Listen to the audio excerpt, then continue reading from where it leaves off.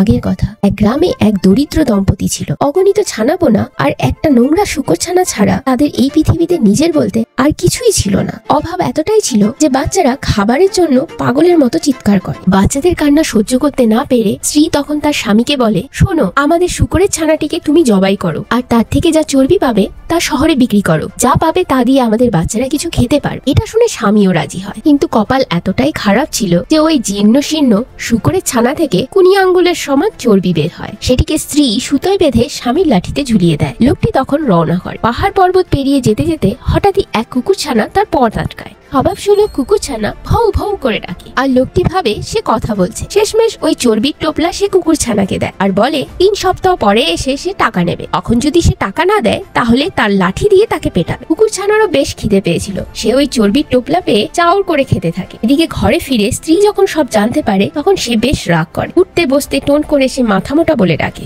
কিন্তু লোকটি এতটাই সরল ছিল যে সে এসবে কিছুই মনে করে না। ঠিক 3 সপ্তাহ পরে সে আবার রওনা করে কুকুর ছানার উদ্দেশ্যে। কাছে যেতেই আবারও সে ভাউ ভাউ করে ওঠে। লোকটি তখন তার টাকা চায়। এবারও ভাউ ভাউ করতে থাকে। রেগে গিয়ে লোকটি এবার এক ঘা লাগায়। লাঠির বাড়ি খেয়ে কুকুর ছানা এবার পিউ পিউ করে মাটি খুঁড়তে থাকে, আর খুঁড়তে খুঁড়তে এক ড্রাম ভর্তি সোনার মোহর পায়। এই দেখে তো লোকটি খুশিতে ডগমগ করে ওঠে। সে কুকুর ছানার কাছে ক্ষমা চেয়ে মোহর নিয়ে বাড়ি ফিরে আসে। রাতে বর আর বউ মিলে অনেক স্বপ্ন সাজায় যে ওই টাকা দিয়ে তারা কি কি করবে। খুশির ঠেলায় পরদিন সকালে লোকটি নিজের পেটে আর কথা চেপে রাখতে পারে না।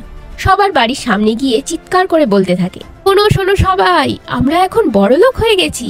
বউ তাকে ধমক দেয়, চুপ করো পাগল, এসব কি কাউকে বলতে আছে? এত বুঝিয়েও যখন লোকটি চুপ করে না তখন বউ এক বুদ্ধি পাকায়। সে বাড়িতে থাকা সসেজ ছোট ছোট পিস করে কেটে জলের মধ্যে দিয়ে দেয়, আর সেটি তার বরের মাথায় বৃষ্টির জলের মতো ফেলে দেয়। এইবার বউ তার বরকে আবারও জিজ্ঞেস করে, বলো তো, তুমি বড়লোক কবে হয়েছো? সে বলে, যেদিন সসেজওয়ালা বৃষ্টি হয়েছিল সেদিনই তো আমি বড়লোক হয়েছি। 2 দিন পর গ্রাম পঞ্চায়েত তার দলবল নিয়ে আসে। কি ব্যাপার, শুনলাম অনেক মোহর পেয়েছো, কবে, কোথায়, সব বলো। এইবার বোকা লোকটি বলে, যেদিন আকাশ থেকে সসেজওয়ালা বৃষ্টি হয়েছিল সেদিন হুজুর। চালাক বউ তাড়াতাড়ি লোকগুলোর কাছে গিয়ে ফিসফিসিয়ে বলে, আসলে আমার বরের মাথা ছিট আছে, এসব মিথ্যে কথা। এই শুনে সবাই হাসতে হাসতে চলে যায়। এইবার বউয়ের বুদ্ধিতে সত্যিকারের সে বড়লোক হয়ে যায় আর সারা জীবন হাসিতে খুশিতে কাটায়।